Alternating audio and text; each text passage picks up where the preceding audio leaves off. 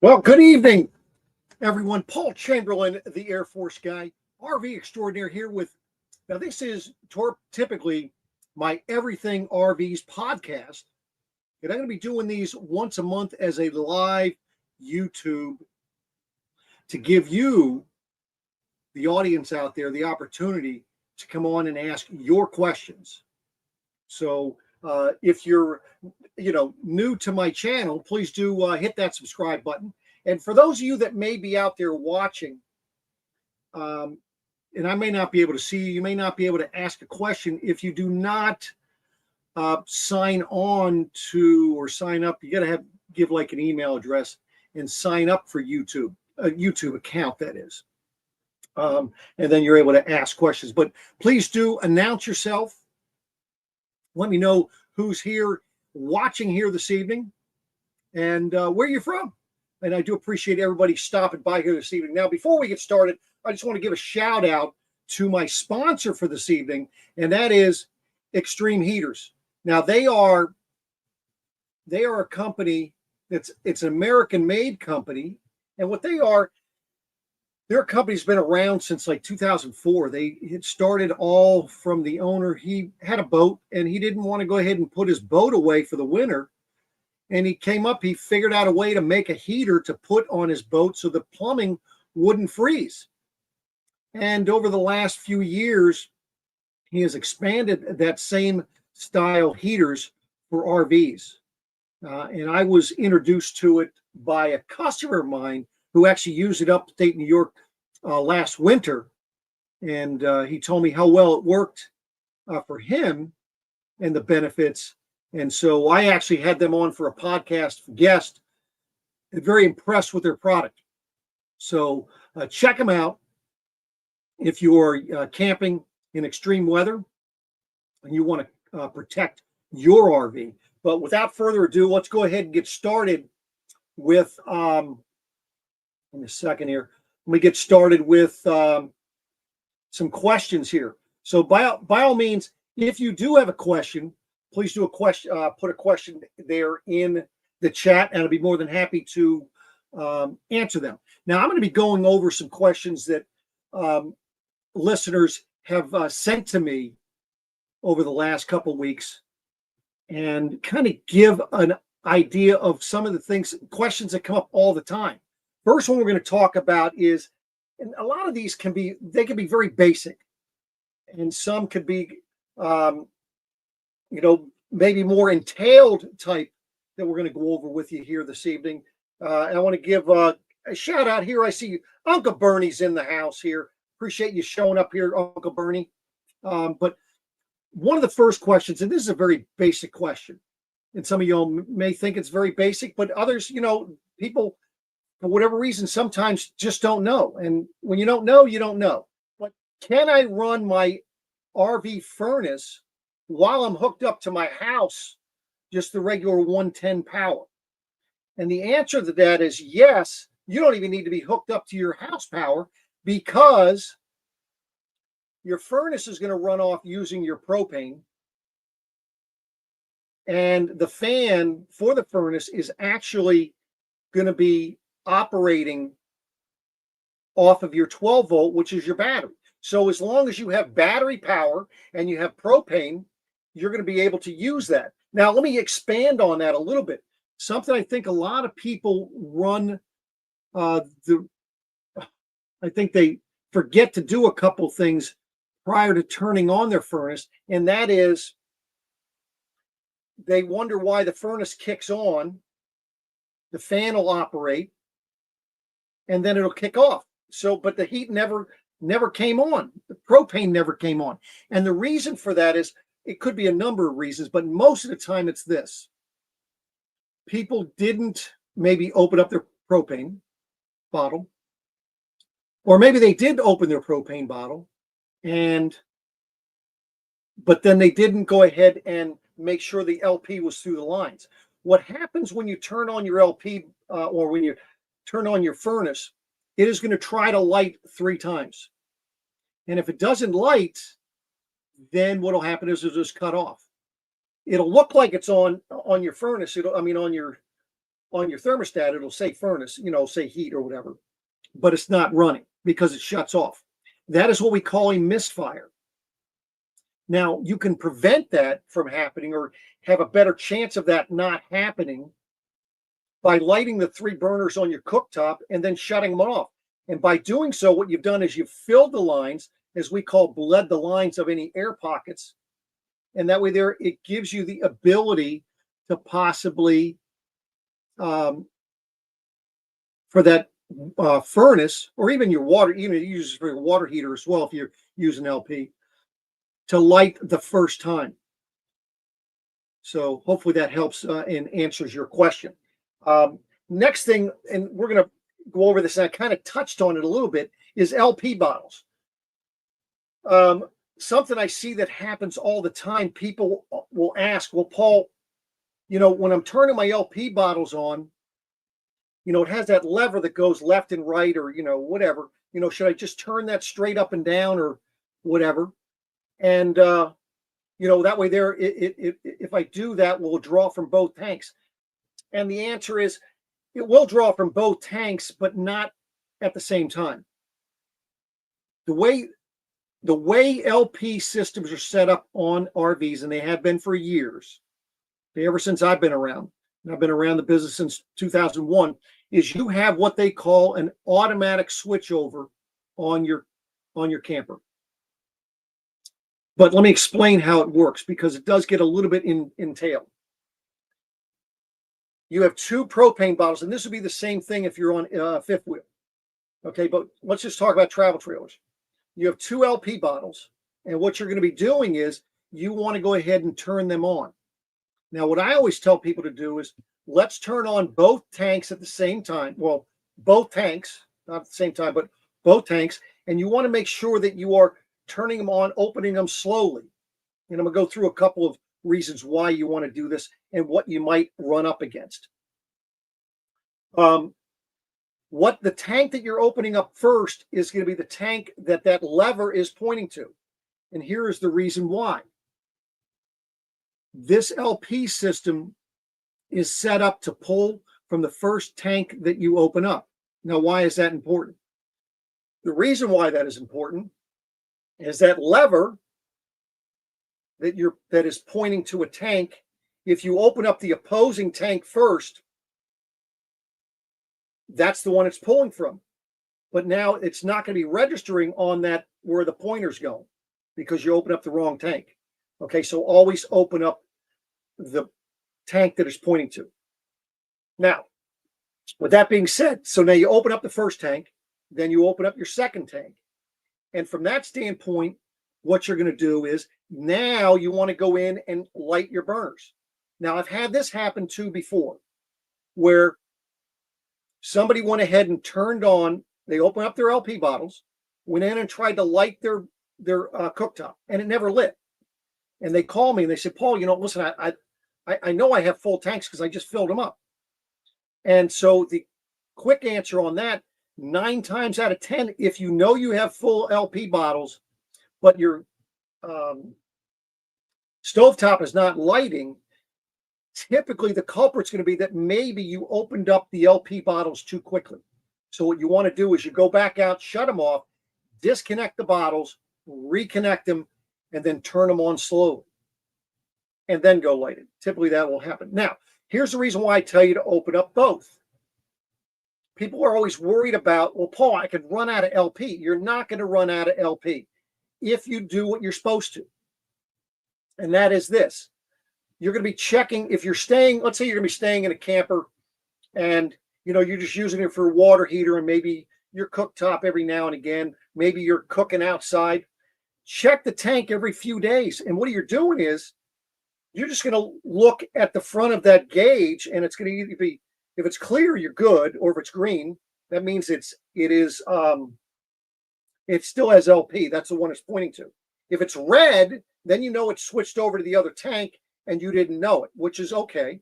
So you just take that lever, turn it, point it to this tank. It'll go back to being clear or green. And now you know you have an empty tank.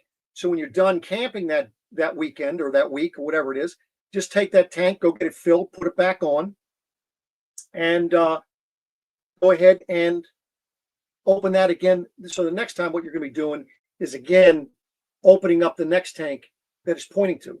Always want to open up the tank it's pointing to. Now, here's the reason why you want to do it that way. Let's say that you're running your furnace and it's cold outside. This is what typically happens for people. 2 o'clock in the morning rolls around and you're freezing cold because the furnace cut off.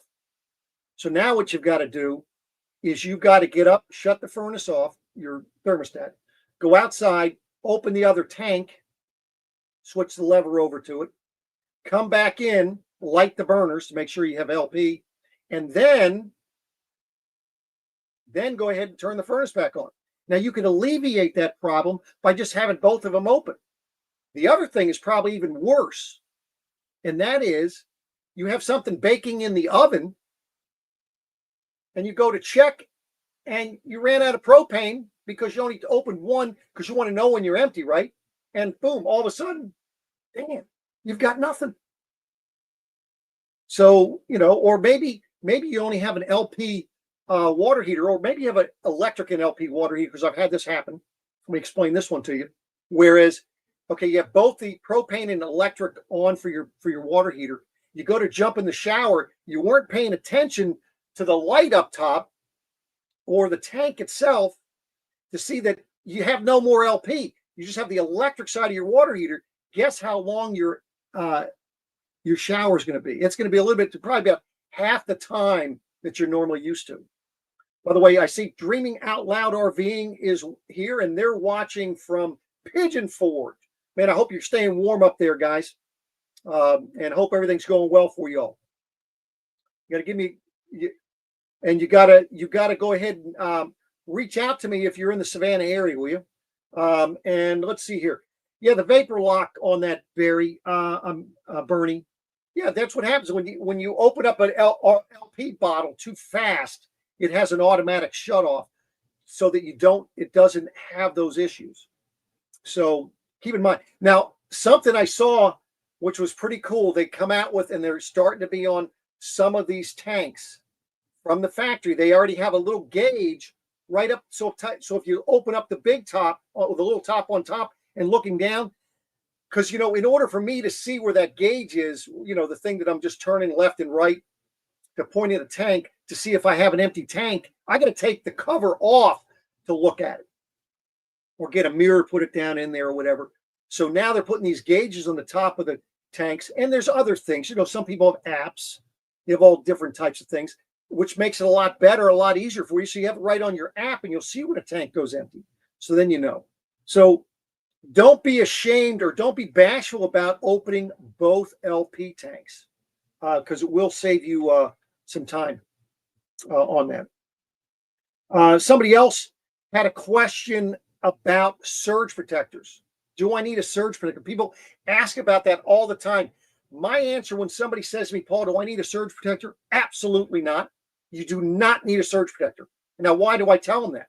Because you don't want a surge protector. Surge protectors are only good for surges. Okay, it's just like you don't want a backup cam. Okay, we'll go through that later. But you want an EMS surge protector. Why is that? There is a big difference.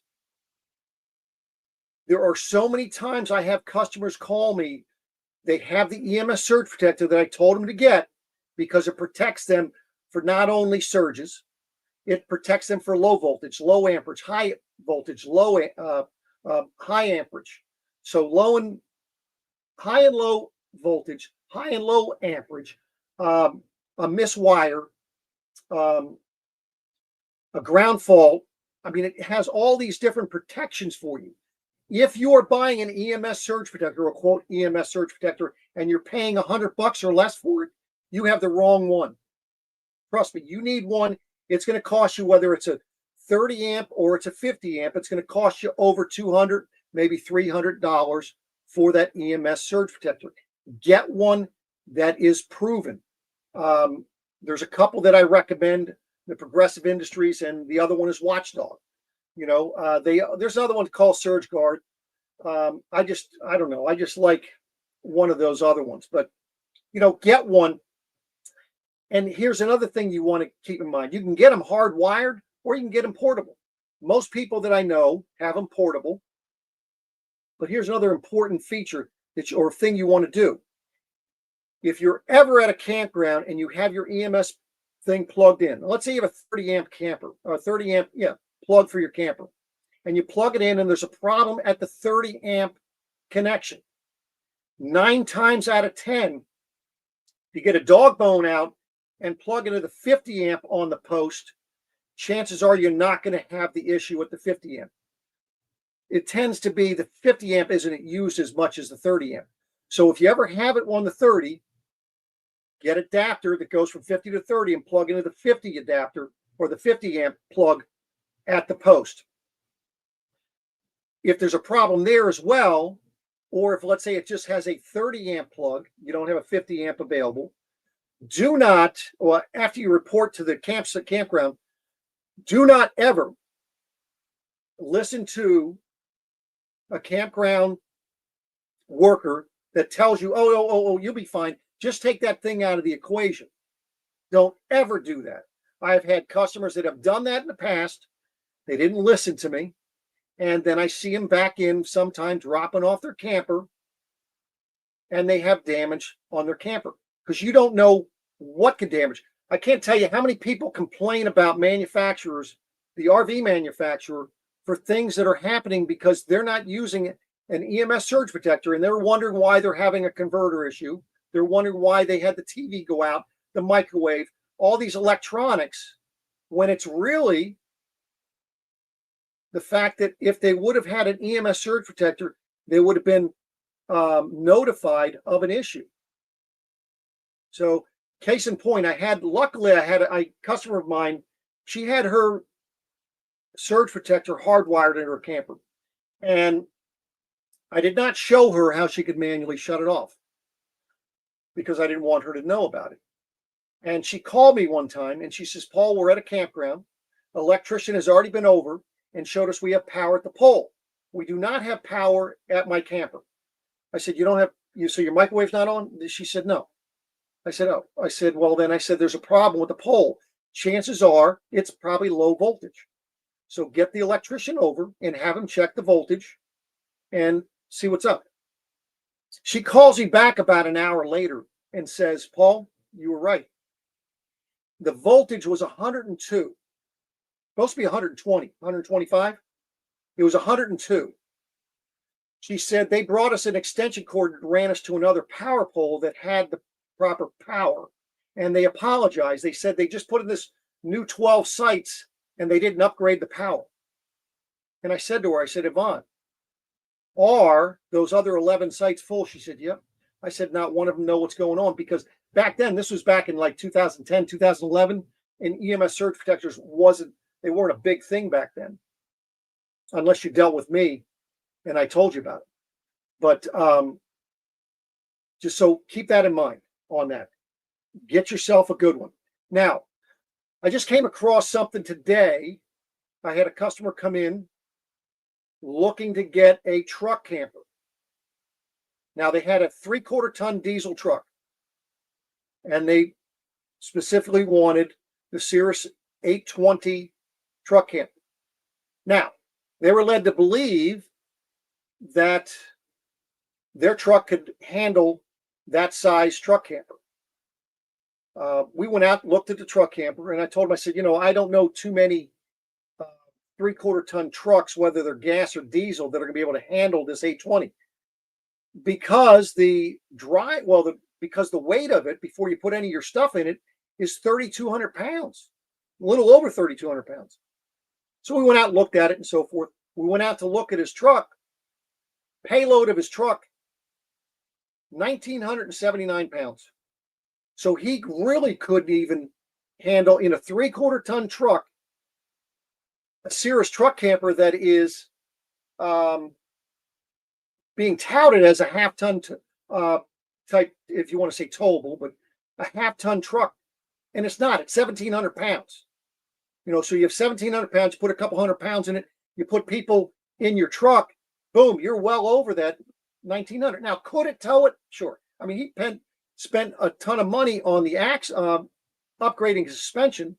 But when it all came down to it, it worked out just fine, because going over things with him, finding out more about how he planned on using it, what he planned on using it, and the benefit of him getting an actual travel trailer, he was much happier with that decision. So worked out well.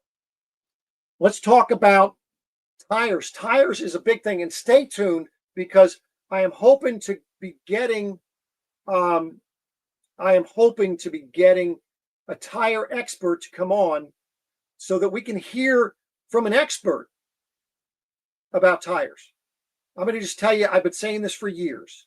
There is no such thing as a China bomb. You heard it here. I've been saying it for years. And why do I always say that? The reason for that is because the majority, I would say, the majority of RV manufacturers have been putting Chinese tires on their campers for years. Just recently, over the last few years, they've been switching to the Goodyear Endurance. And I said when they came out and they were switching those over, stay tuned, you're going to see the same problems with that tire. And damn if it's not happening. Okay? And here's the reason why. People have to understand, when somebody has a tire blowout, the majority of the time, you have no idea whether they're overweight, whether they were driving too fast, whether they ever rubbed a curb, whether something got hit on the road and they don't know about it. You don't know if there was a bearing issue. You don't know if there's an axle issue. You don't know if there was a proper tire pressure. You don't know the age of the tire. Now, a camper could be well within weight, okay? But it could be overweight on one side versus the other. They actually, some of these rallies out there, they actually have people that show up these rallies, and they actually weigh your camper, and they're weighing each axle, each tire, and the tongue. So that way there, you know exactly, okay, is your camper balanced front to back? Is it balanced side to side? Because tires have certain ratings. So understand that. Somebody had a question, well, Paul, explain to me how my spare tire exploded. And, I have no idea. I mean, I did some research, looked up at some tire experts, and their explanations are a spare tire, if you have a cover over a spare tire, that, especially if it's black, that's worse than not having a cover over it. And the reason for that is because the tire's not breathable, and it's heating up, and it's not given a chance to cool down as much. But they say a spare tire, if it's actually out in the sun, it will date itself faster than tires that are actually on your camper. Now, I'm going to ask him a question, because I'd like to know, on my camper, I don't cover my spare tire, but my spare tire looks fine as far as tread, obviously, but it's not dry rotted. However, my tires that are on my camper are dry rotted. I don't understand that. So I got to get new tires. But I always recommend, listen, if you're going to be towing a lot, get new tires like every 2 or 3 years. Understand that the hotter the road surface that you're towing on will wear that tire, it shortens the lifespan of that tire. Okay. And so I'm going to have a tire expert come on and explain all that stuff to you. But main thing is what I tell you to do, and what I do when I'm towing, every time I stop to get fuel, I'm touching my tires, because I want to see if they're overheating. Well, not only those, but I want to see if there's too much heat coming from the brakes, from the bearings, whatever. So I'm always walking around. I use the back of my hand. I'm touching the tires, checking to see if they're uniform from that standpoint. So hopefully that helps you out. Let's see here. So Dream, that's why they upgraded to a dually. Yeah, absolutely. Payload, I'll tell you, I think payload is one of the very few things that most people consider when they're going out there. And unfortunately, a lot of salespeople in the industry really don't understand it either. They're looking at maybe just tow capacities, but never gave the spare tire any consideration. Wow. See, and that's something I read. Now, that was from a tire expert, and I'm waiting to actually talk to them because I want to have a lot of questions. And I'm going to see if they're bold enough to maybe come on and do a YouTube live. So because I know that's one of the biggest things out there about tires. You know, my comment back to, there was a long thread on a Facebook post about China bombs, and my question back to everybody, for anybody that believes in China bombs because of these Chinese tires exploding, are you going to call them American bombs once you start hearing about these Goodyear tires or American tires exploding? Because it happens. The more you got to understand, people like to blame somebody else for something that maybe they caused or maybe they didn't. Trust me, I mean, not every, for whatever reason, sometimes there's a defect in a tire, okay? But bottom line is, it doesn't matter what tire you have. The more of one particular brand of tires that are put on RVs across the country, the more apt that you're going to have more people having issues with them. Let me know if in the chat if you agree with me on that. No, it's never your fault, right? But anyway, that's that. Now, I had some customers. I would say acquaintances of mine give me some good feedback on the Furrion on-demand water heater that I want to pass out to you all, and that is this: they will have, and I don't know what the error code is. I want to say it was an E7. And I might be wrong on that, but in the event that the water pressure is too low, it will cause the water heater not to operate. So be sure that if you're at a campground, if you have a water pressure regulator where you can see how much your pressure is, I want to say it needs a minimum of like 35, maybe 40 psi in order to operate properly. Check your owner's manual on that. I'm not really sure, but in the event that you have the water from the city water not working, fill your freshwater tank on and switch over to your water pump, and that should solve that issue. Next thing with the Furrion water heater, and this might be the same thing for the Suburban, although I have not had anybody tell me this on the Suburban part, is on the Furrion, if it is pouring down rain, or if you're getting rain and it hits that your exhaust on that a certain way, you could have error. You could have an error on it. If that's the case, what they have done, you know, those screens that you could put over a furnace, the round ones, they put one of those over that, and they say that solved the problem 98% of the time. So just two tidbits of information on that. Question I had sent to me: should I change out my entrance door lock for a keyless entry? You know, the ones that have the codes. And you can, but contrary to what some people tell you, those keyless entries, just like the regular entries, there are hundreds of keys for that. So there will be a chance, whether it's the keyless or whether it's the regular, that somebody has a key to get in your camper. Okay. Now I have a key as a dealer for the handle itself, but not the deadbolt. Now it will work some of the deadbolts, but it doesn't work all of them. And yes, my key might go work because you can look at the number. It gives you a number on it. And it's hundreds of different keys. But do yourself a favor, because I had this came from a locksmith. In the event that you go ahead and get a keyless entry, I would tell you that at least once a month, oil and use that key to unlock the locks, because otherwise, this is what the locksmith told me. They come out a lot of times to open up people's campers that have the keyless entry because they never use the key, and the key, by the time they needed to use it, maybe, I don't know, 6 months, a year later, it wouldn't work. So make sure you oil it on a regular basis. And somebody said something here. It's true story. Ours would not operate in low pressure water. Yep, perfect. See there? Now there you go. I have somebody that had the same problem with their. Now, dreaming out loud. Did you guys have the Furrion, or was it Suburban water heater? Be interested to know that. But appreciate you chiming in on that. So keep that in mind on that. Now, somebody else chimed in. Our salesperson told us we had a 24-foot camper. When we measured it, it was almost 30 feet in length. Why do people tell me, or why did they tell us that it was 24 feet in length? They have a Delta 241 BH.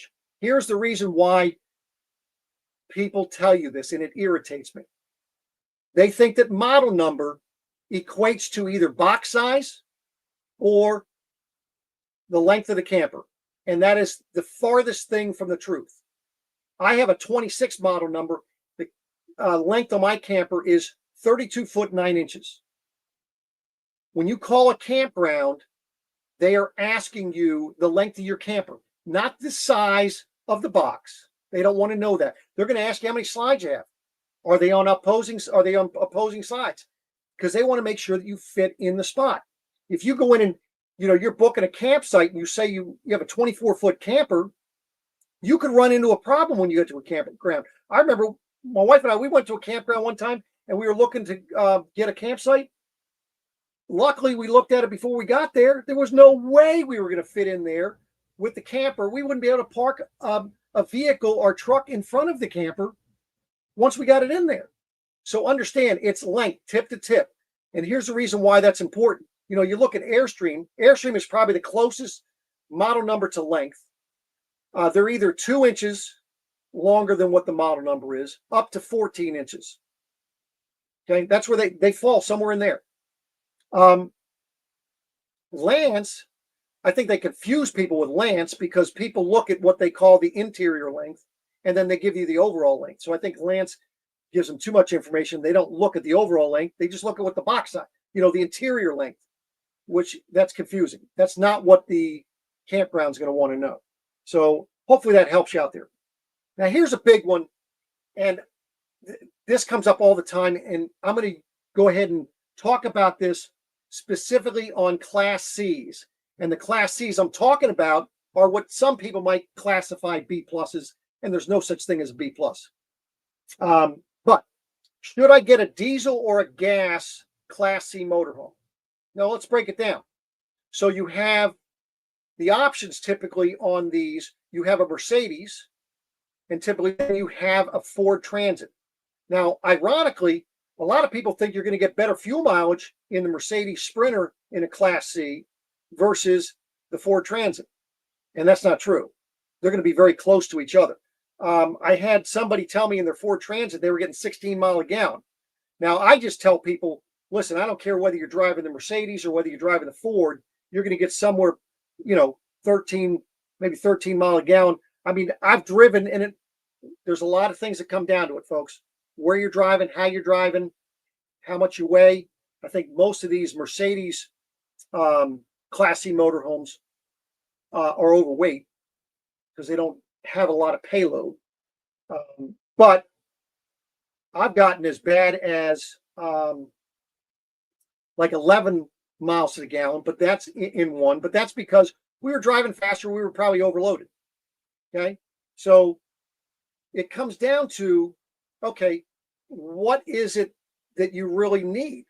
Do they have the same floor plan in the Ford Transit style versus the Mercedes chassis, Sprinter chassis? Do they have the same equipment? Maybe you want all that fancy stuff, the lane keep assist, blind spot, assist for the braking and all that stuff, which you may not get in the Ford Transit that you might get on the Sprinter. But don't think that you're going to get better fuel mileage.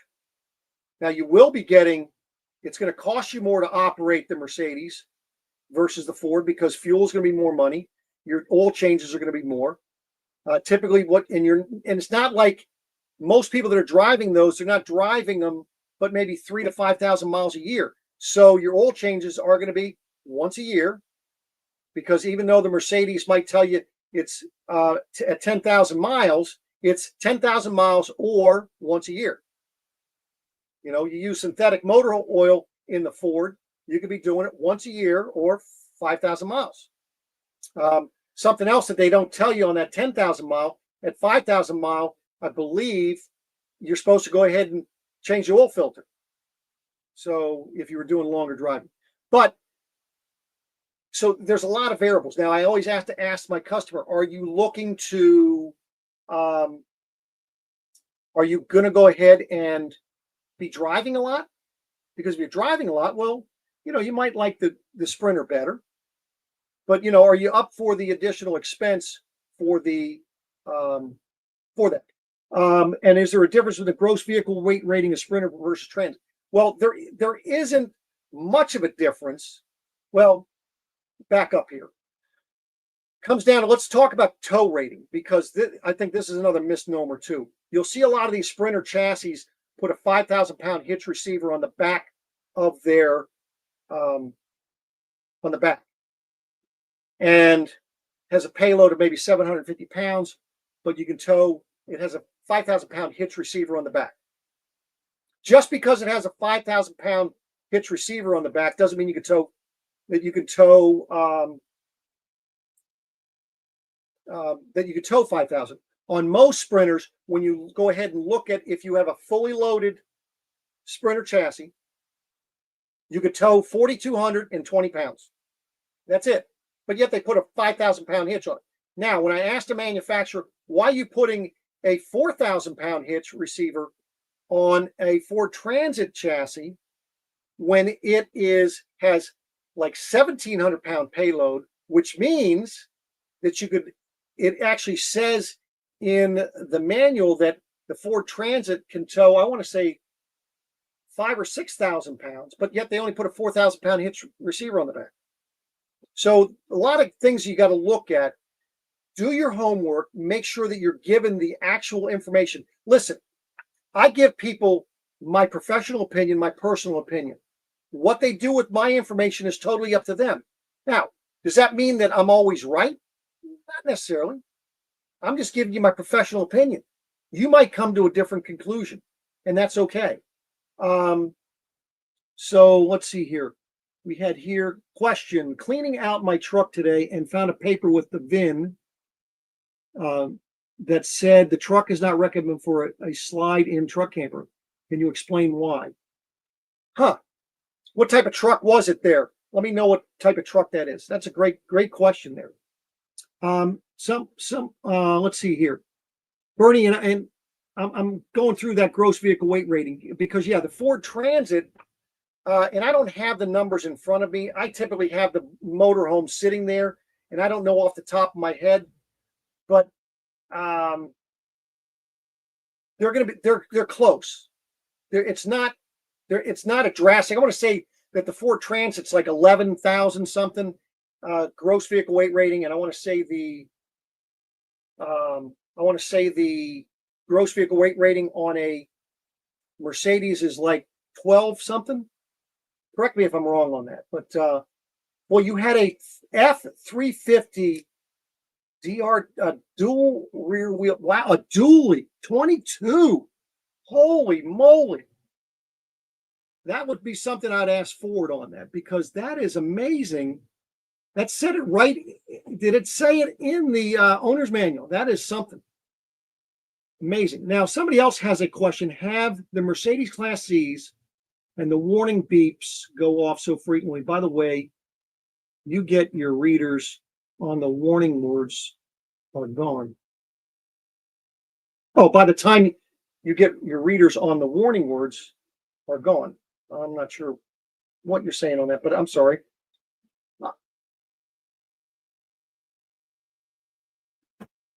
Oh, I got you. Okay. See, sometimes I'm slow. See, I've got a little earpiece in I got a little birdie talking in my ear here. That is a great question. That would be a Mercedes chassis issue. And what I would tell you to do is get with your Mercedes dealer. And I do appreciate you chiming in here.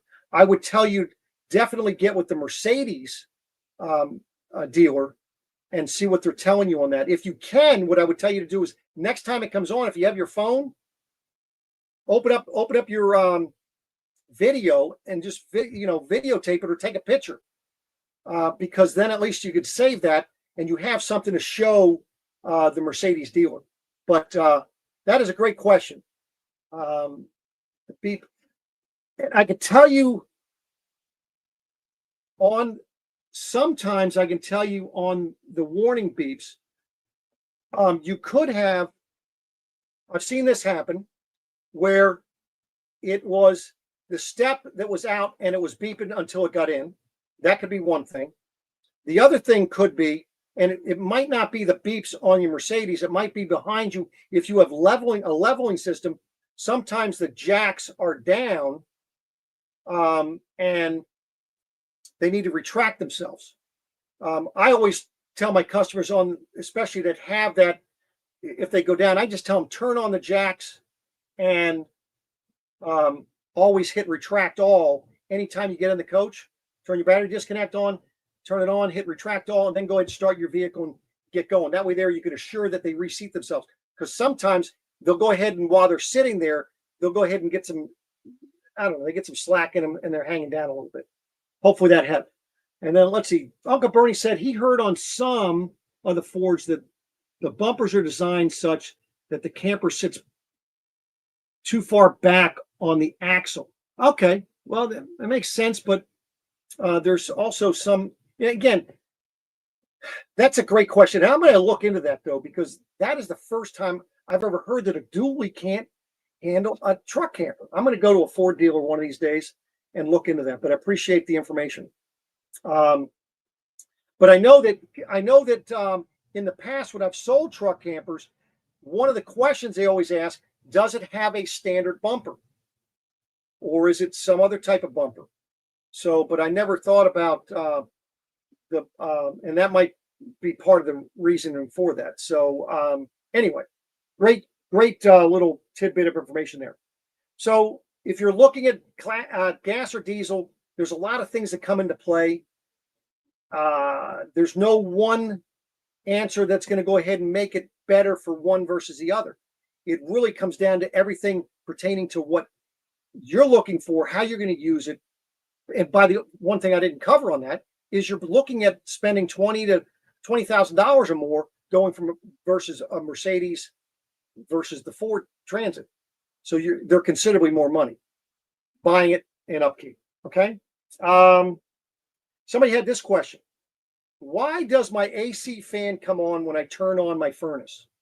And the reason for that is if in fact on your thermostat, hey, I appreciate that.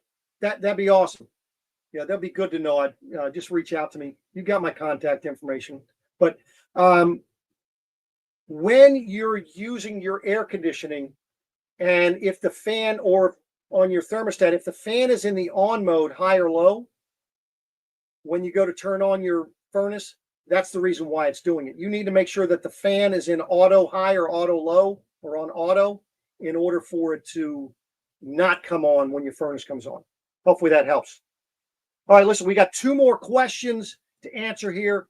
And then, so let me know chime in if you have a question. I know there's a lot of you. I mean, we have 400 people watching here this evening.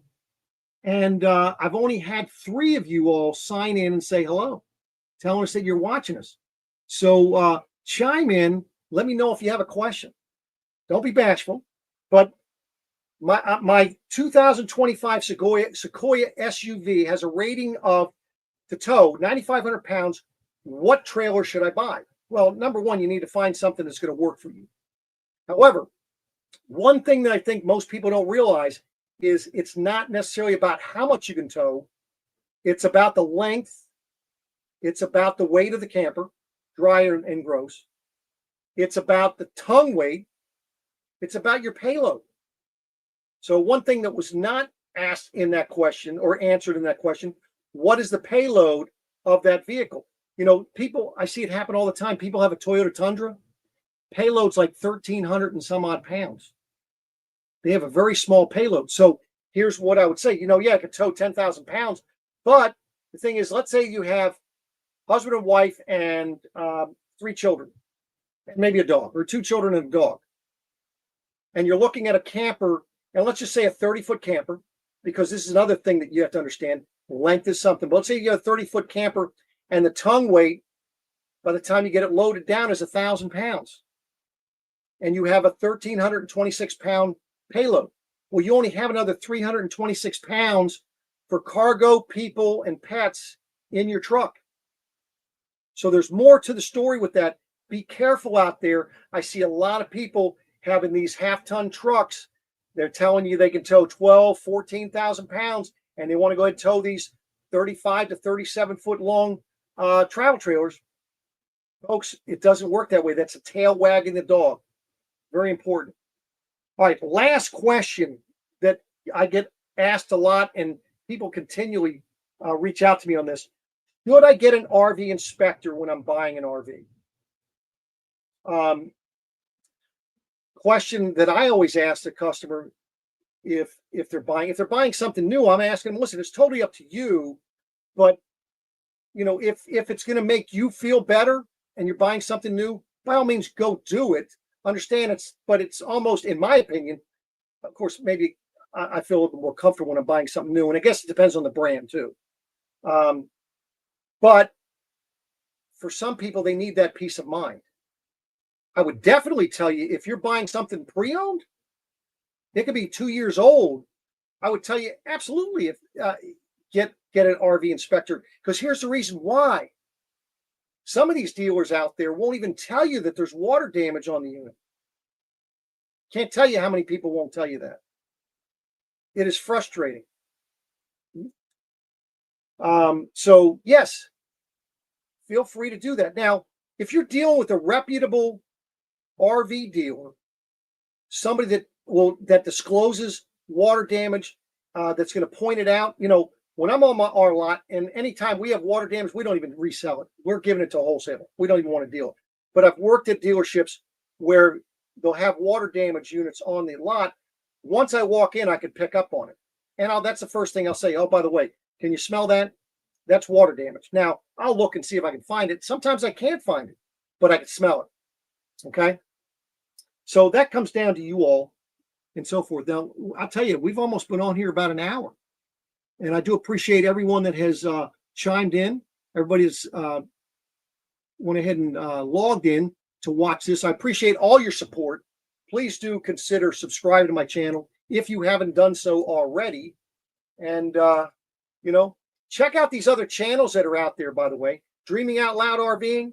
You know, because listen, I'm a small fish in a big pond. And I'm like a minnow, by the way. But keep them in mind. Also, RV Game Changer, Uncle Bernie. I've been on his show a couple times. David Powers, how are you doing, sir? I appreciate you coming back in and seeing me here. Long time no see. Now, so David, what camper do you have, and where are you located? So let me know that if you would. But like I said, I do appreciate everybody. You know, the nice thing about you all watching here on YouTube, and if you would do this, liking this thing, give me a thumbs up, commenting, sharing it out if you're watching a video, but at least give me a comment. Trust me, that helps my algorithms, and every little bit helps. And check out my sponsor. By the way, I'm going to be doing this one next, AirLock. I can't wait to get that thing installed and see if it really works like they say it is. Because if it does, that's going to be a big game changer. But check out Extreme Heaters. They are an American-made product, 5-year warranty. You have a 5% discount by using the link below this. By the link below this, I have a link down there, and that's good up until January 31st of next year. By the way, he normally doesn't give discounts, but use the Air Force guy for your discount code, and you too can enjoy not having your pipes freeze. So, David, you're down in Myrtle Beach. Well, listen, I'm not that far from you. I'm working at a camp store, RV store down in Savannah, and I stay up here in Hardyville in South Carolina. So not far from you, sir. But I do appreciate you coming back on here. So listen, podcast every Friday typically drops. Mondays they're dropping. That's typically when I'm doing an interview. We've got a great interview coming up this Monday. I just did it last week. But I think that all these ones that I've done, there's a little bit of information in each one of them. You can listen to them on your famous streaming service. You can go ahead and watch them on the podcasts on my channel here on YouTube. Whatever you do, listen to what they got to say. But I appreciate everybody. And listen, if there's some topic that you would like me to cover on a particular podcast, let me know down in the comments. Reach out to me. Find whatever. Reach out to me. If there's a particular product or how-to video that you'd like me to go ahead and do, let me know that as well. And again, as always, I appreciate it. I have another one here. On the RV inspector question, if it is your first RV, new or used, pay the inspection and have the dealer fix everything before you pick it up. Oh, that's absolutely true. You know, and I tell you, I could tell you, I have had RV inspectors come out on new campers at both dealers that I work at. The one that I worked at up in Maryland and the one here. And it is amazing. These RV inspectors, because of how much you're paying, it is amazing when they can't find anything. They always will find something small just so that they make it feel like, you know, they found something for you. But get yourself a good dealer. And yes, like I say, it all comes down to your comfort level. Now, one thing on those RV inspectors too. Some dealers out there may charge you a separate fee for you to allow that RV inspector to come out and inspect the camper. So just be aware of that. I've heard that that's happened. So just throwing it out to you. Oh, good deal. Yeah, I am too. Tell you, I am so looking forward to interviewing this guy. And we'll be back at you again. Like I say, Monday, have the interview. And I'll be back at you again next Friday. Same time, meaning in the morning. Same bat channel, meaning the streaming service or here on YouTube. So thanks again. Does anybody else have something that I need to answer? I'll take a little drink here so I get to that.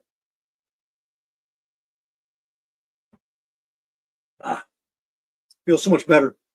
Folks, that's water. It's not vodka, okay? Just throwing that out there to you. So thanks again, everybody. And hey, everybody, please do say thanks to my wife. She sat on the other end of this phone here, chiming in for me. Let me know when people were going ahead and chiming in here. So thanks again, and we'll see you next time. Like I say, by the way, I'll do this next month. Just don't know. I think I'm going to do a YouTube live.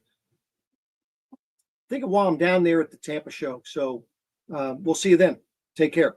Oh, by the way, if you're at the Tampa show, look me up. Have a great evening and a great weekend, by the way, as well.